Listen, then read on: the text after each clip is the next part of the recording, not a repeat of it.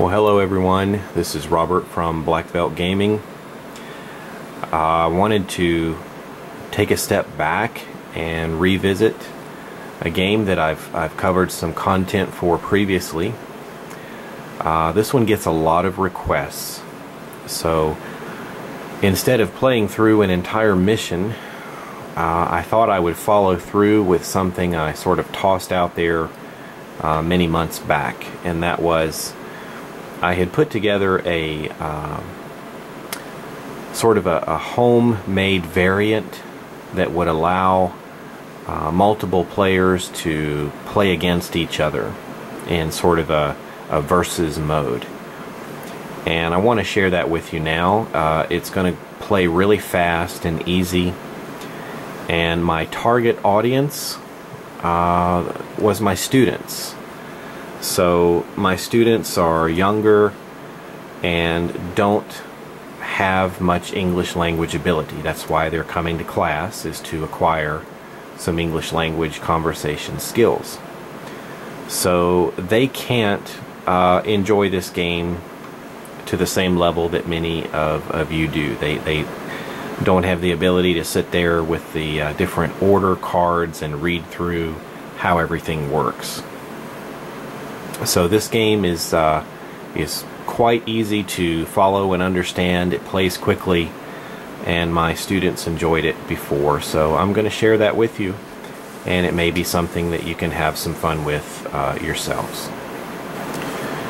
Well, for this demo, I've chosen a very simple board setup. It's just got 3 tiles. This one is a larger piece with these 2 smaller ones.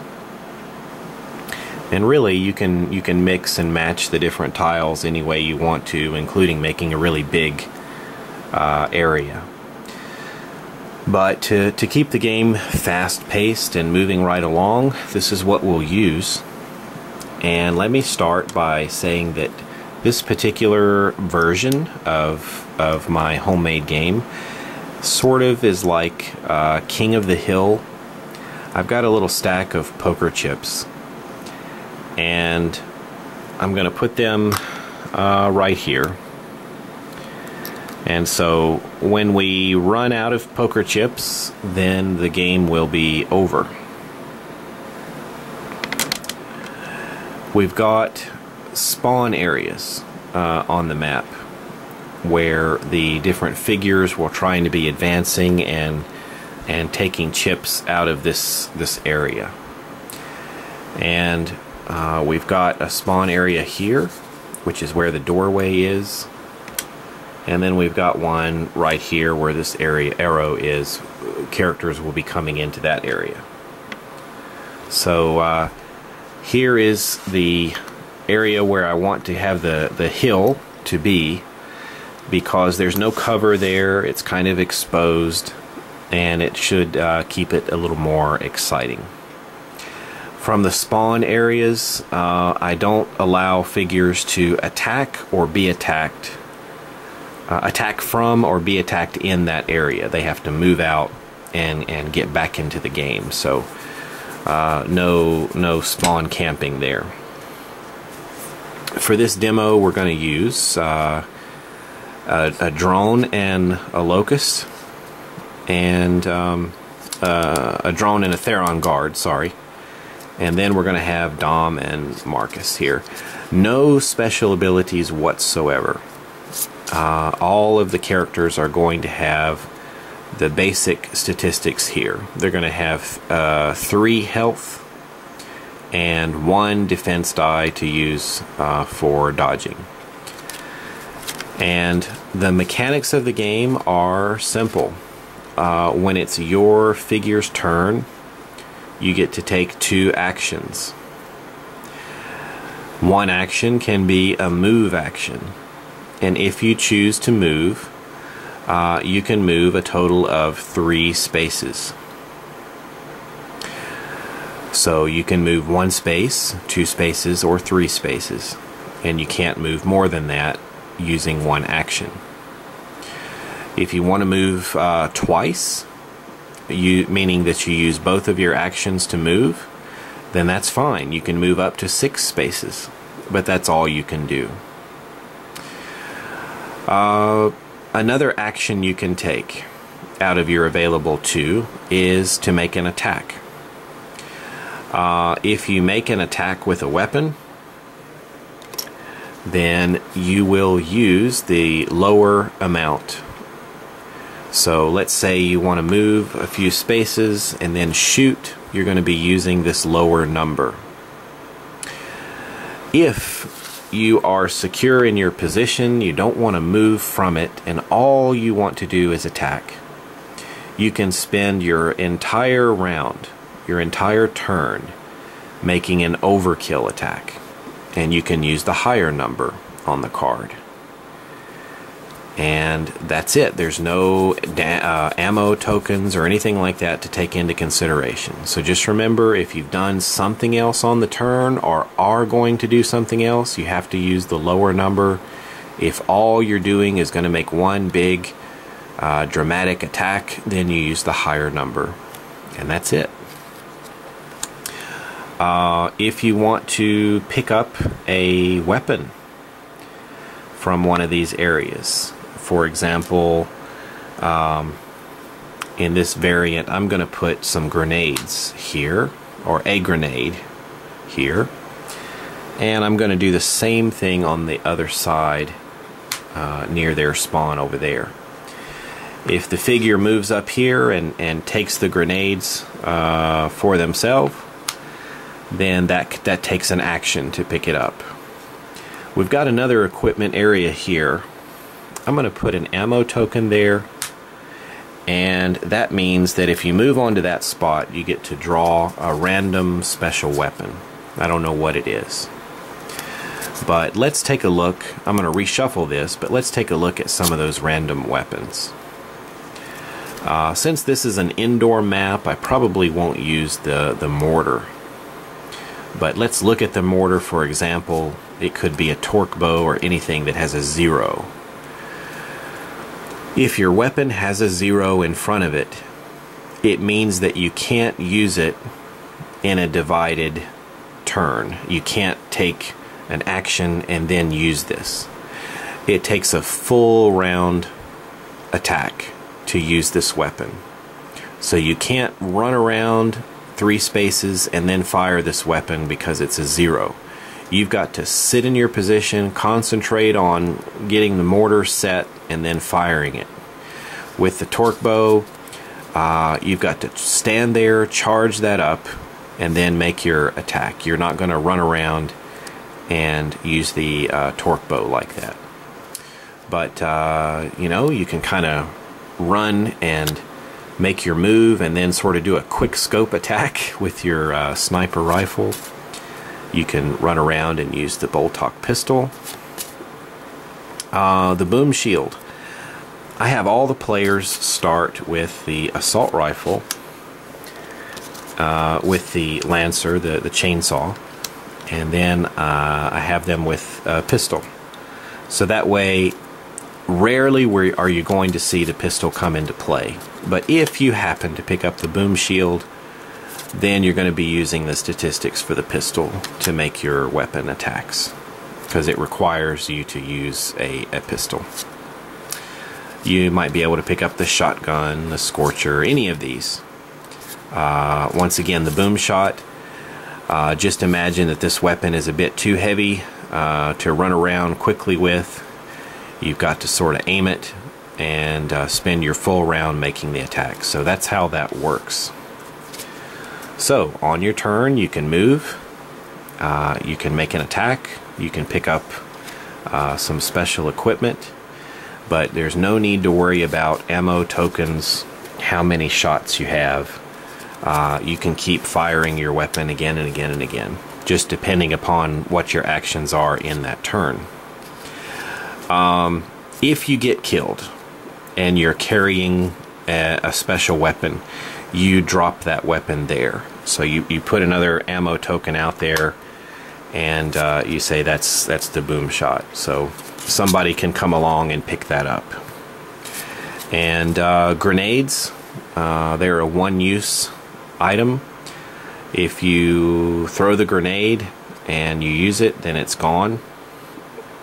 If the grenade is unused and you drop it, then there they are. They can be they can be picked up again.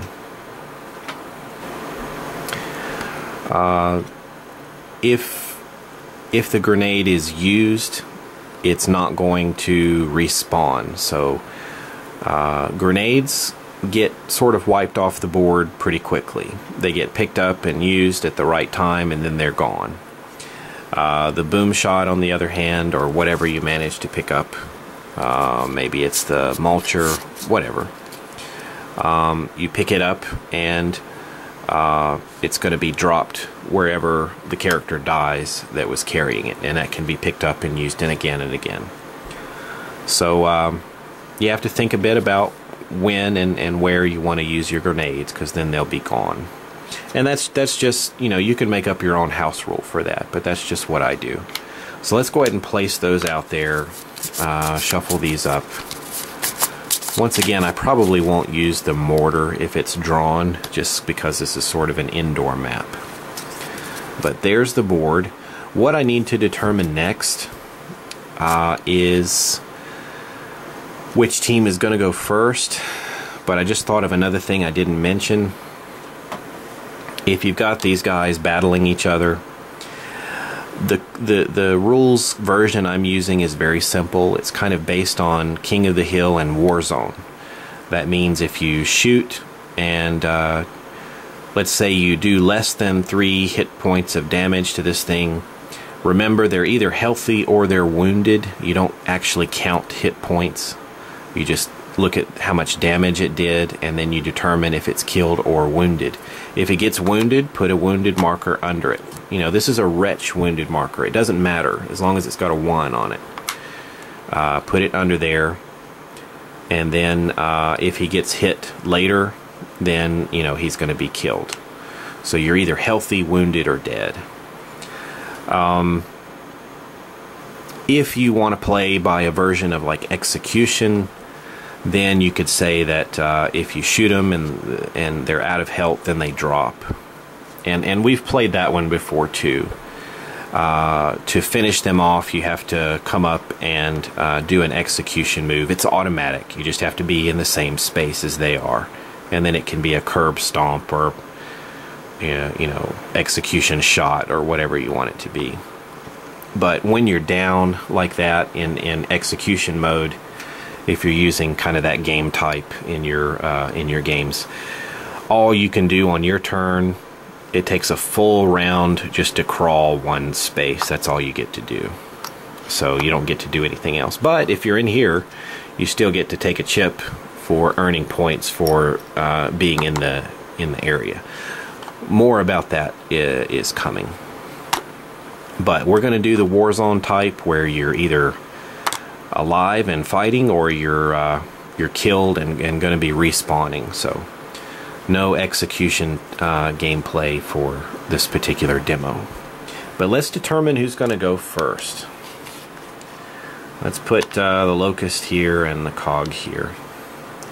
The Locust, they're going to roll the die. We're going to say that the Omens are the aces, so they're the highest ranking thing you can roll. He got a 1. Cogs, they got a 1. We need a re-roll. Locusts, 1 again. Cogs, 1 again. Alright, this is just because I'm filming it. That's what's going on. Locust, 1. Come on. There we go. Cog got a 2. So they get to make a decision now. They can choose which spawn they want to start from, so which part of the map they want to start from. So if they choose location, then the other team gets to go first.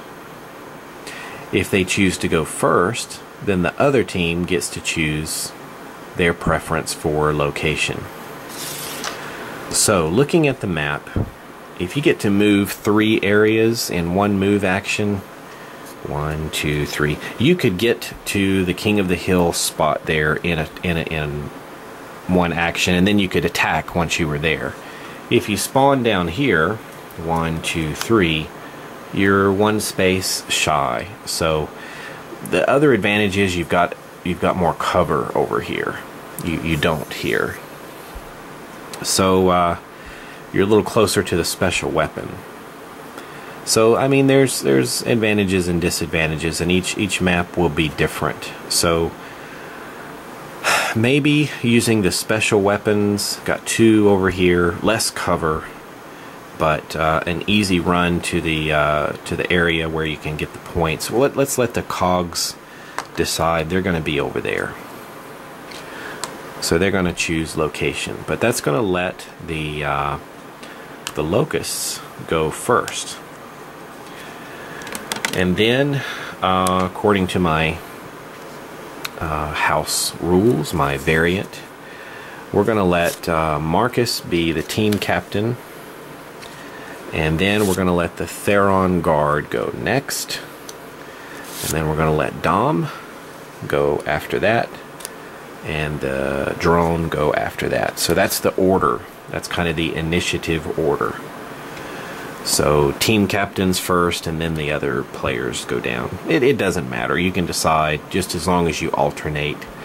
I think that gives everybody a bit, gives the whole thing a little bit more balance. Alright, we're about to start. Okay, just an opening comment here. There's more blue chips up there that I could use to add to the timer. I'm using less just for this demo. But we've got 1, 2, 3, 4, 5, 6, 7, 8, 9. We've got 9 chips. So as soon as one team gets 5, then the game is over. So that's just kind of our built-in timer. Well, let's get started. I'm going to use a white chip to determine whose turn it is. Let's see. I need to reverse this, actually, because the cogs chose location. So it's actually, the initiative order is here. Sorry about that. There we go. Locusts are going first. So the Theron Guard is up and gets to take his 1 or 2 actions first. Well, since we're playing a short game, let's rush. We're going to move 1, 2, 3 as our first action, and as our second action, we're just going to slide in to the King of the Hill position. So all he's doing is moving, and since he ends his move there with the poker chips, they get one. So he's earned his team a blue chip, and he's done. We now move over to Marcus. Marcus is next. He's right there. He's got line of sight, but there's no attacking out of your spawn area.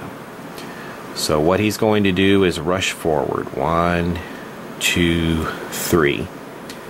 And now they're contesting that area. They've got to fight over it. But that was his first action. He can still make an attack.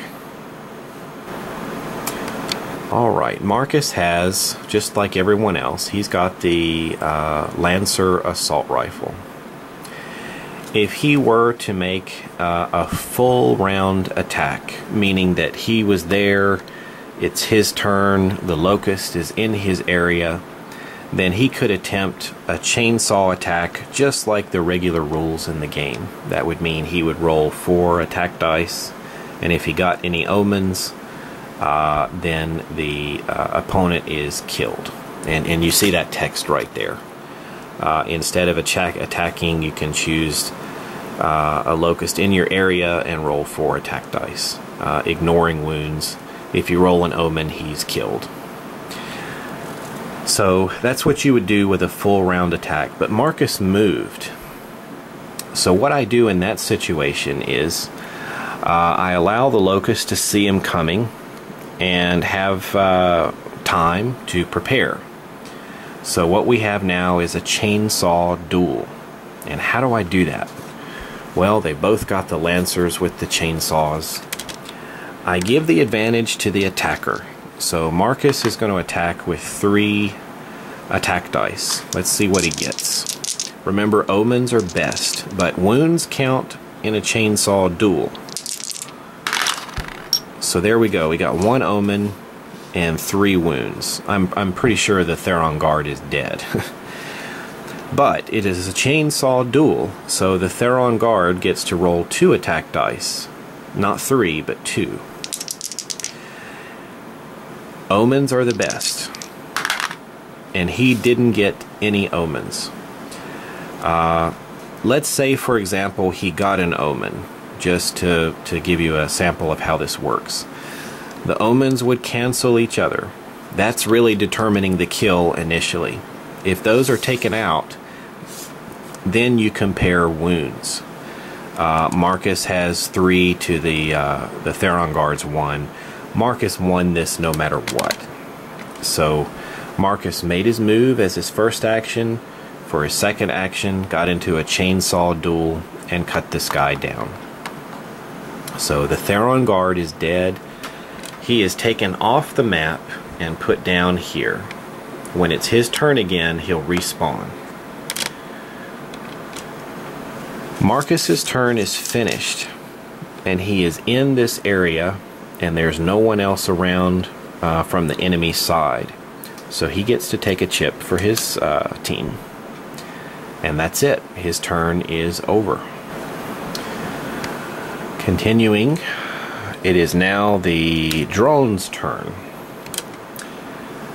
The drone imagines that probably Dom will rush the hill. So he's going to try to play it smart and move over here. 2 spaces. Use his second action to take the grenades. So we'll remove this token, and we're going to give the the drone the grenade card. So he's got the grenade card. And remember, the grenades in my variation is just a one-time use. So as soon as he uses that, he'll lose the card. But he's done. So he moved and they picked up a weapon. He's finished. We'll now move over to Dom. Well, Dom knows that he has a little time now. Normally he could run in and try to get another chip for his team. But just for the purposes of this demo, let's have some fun with it. And let's move him 1, 2. That's his first action. And for his second action, we'll have him take the special weapon. So let's just draw 1 out of here and see what we've got. He's got the sniper rifle. So we're going to put this with Dom. His turn is over. We've come full circle. The Theron Guard is up next. All he does on his turn is respawn. Goes right back there. He's safe in his spawn area, and he can't do anything else. He just respawned, and that's it. Marcus's turn again. Well, he doesn't have a shot on anybody. He could try to get up here into a better position, but probably the smartest thing for him to do is just to earn another chip for his team, so he's not going to move anywhere. And he'll take another poker chip. Moving on down. It is the drone's turn, and he's back here. He's going to move. 1, 2, 3. He could take a shot from here. How does cover work? Well, you can get into cover as a free action, so that doesn't cost you anything. He's moved and he's into cover, and he does, through this doorway, have line of sight on Marcus, so he can make an attack. He's got the grenades, right? They've got a range of 2. 1, 2, but he's 3 spaces away. Kind of looking at the same situation here. He's got his other weapons he can choose from.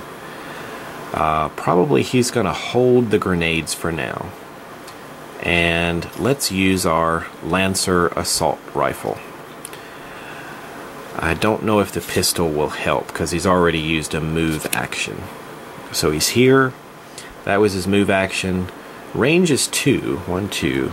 So we're going to lose 1 attack die for the range. So he's only going to be rolling 1. So he's going to make his attack. Here he goes. 2 wounds. So the drone shoots and scores a possible hit there on Marcus. Marcus gets only 1 die for defense. There's no dodge card or anything like that. Dodging is represented by your 1 die. So here we go. He got a blank.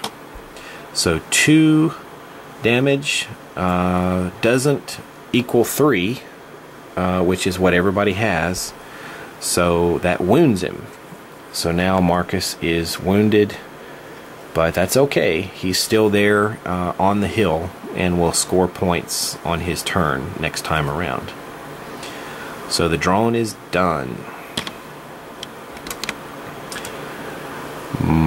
Dom is up next. Well, let's see. 1, 2. Why don't we have Dom move in there so at the end of his turn he can get a chip. And he's got the long shot. So he can't take advantage of the higher number because he already moved this round. But he can certainly try the lower one, and he's got plenty of range on this thing. So he's going to take a shot at the drone down here. Remember, this drone is in a cover spot.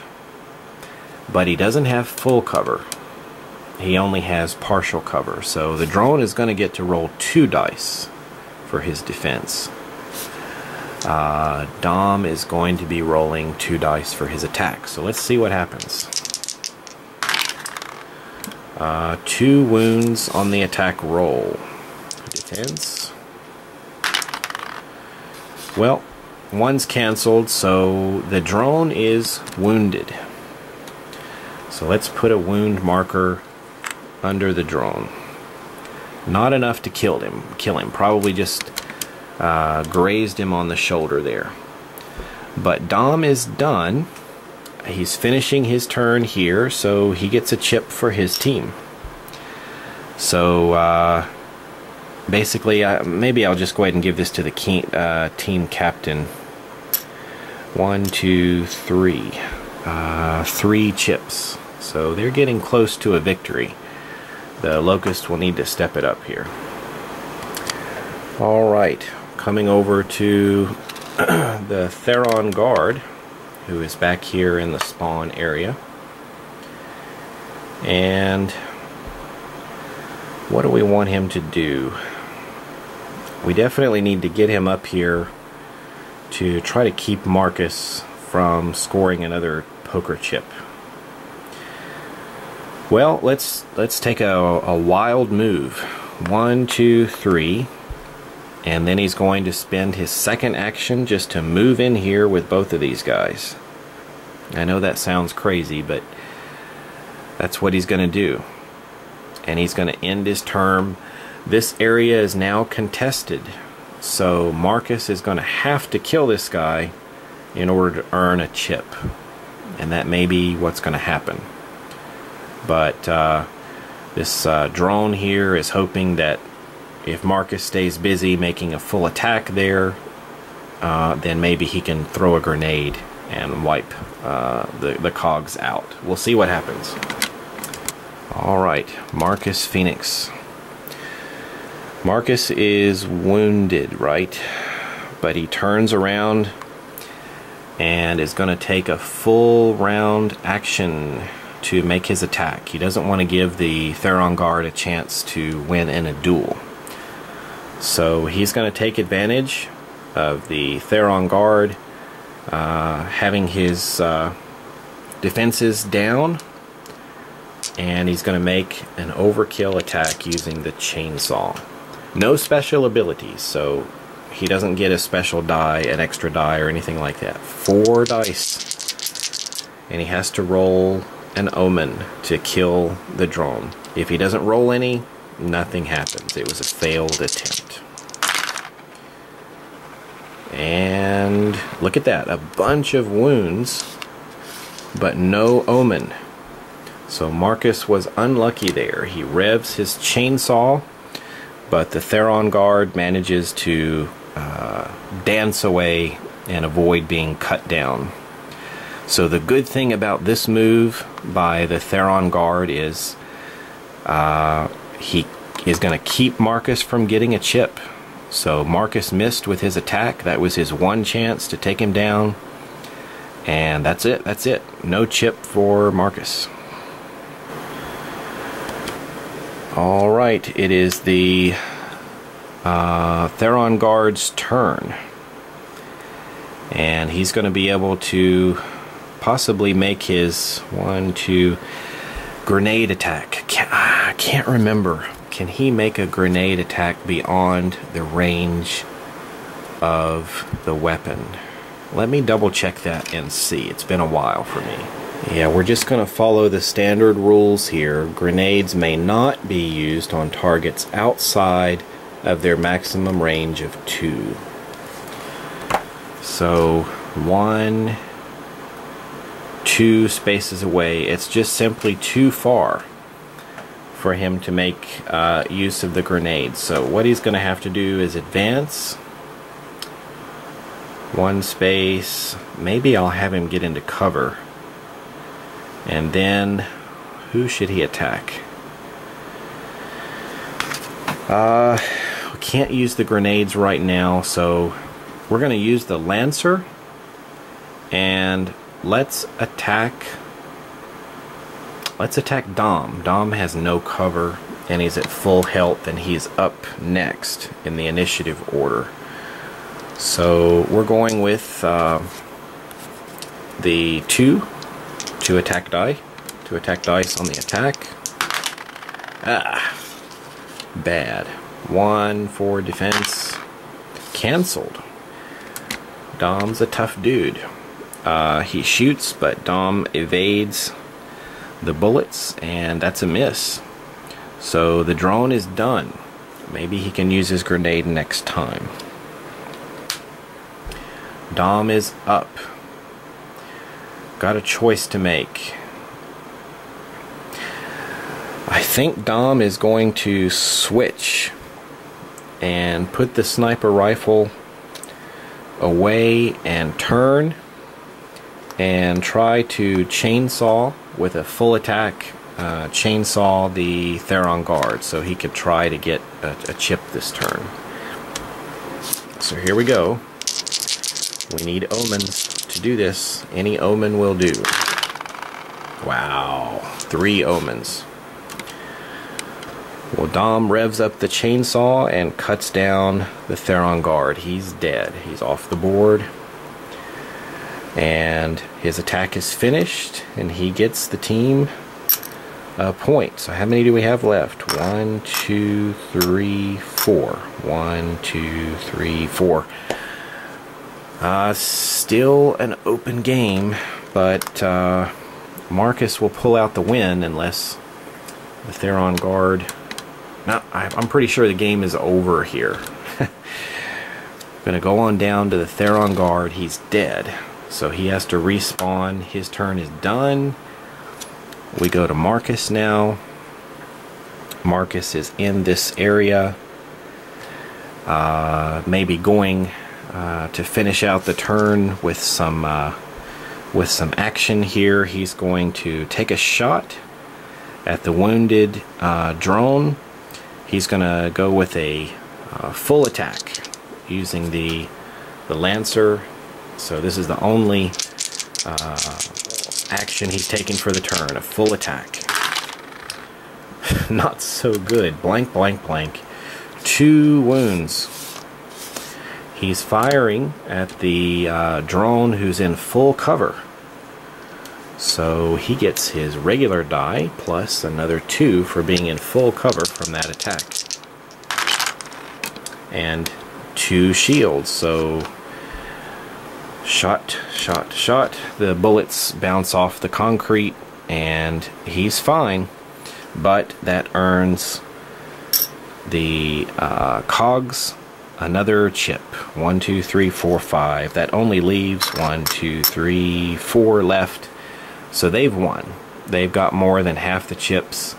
This round is over. So what you could do then, if you wanted to keep playing, is reset the board and switch spawn positions, and switch the initiative order, and play through another round and see who ends up winning that way. So there are some ideas for a versus game. It's quite simple to play, and my students have been enjoying it. Like I said, they don't have much reading and writing ability, and they're working on their speaking, so this is a pretty simple variant that plays quickly. There's not a lot of waiting involved. Probably the worst part of it is when you get killed, you have to spend your next turn spawning again. But as long as the other players are making their choices pretty quickly, you don't have to wait too long. And that's about it. I think that covers everything. I'm not doing anything with the emergence holes. Let's see, we covered a little bit with the special weapons. Let's say Dom was killed. If he was killed and off the board, I'd put a token there, and that's the sniper rifle. So if somebody wanted to move in there and pick it up, they could. So that stays in play. Unused grenades. Let's say the grenades have not been used. The drone still has the card. If he were to be shot and killed, then we would drop the grenade marker there, and somebody could pick those up. But that's how it goes. I hope you've enjoyed watching this, and maybe you can try it out, or maybe you may find your own way to improve it or adjust it to your liking. But I promised you guys some time ago that I would share this with you, and I wanted to follow through on that. So good gaming to you, and I will catch you again soon for some more board game play action. And for you RPG fans, it's going to be Pathfinder time, so that's coming up also. Thanks, and I'll catch you again soon.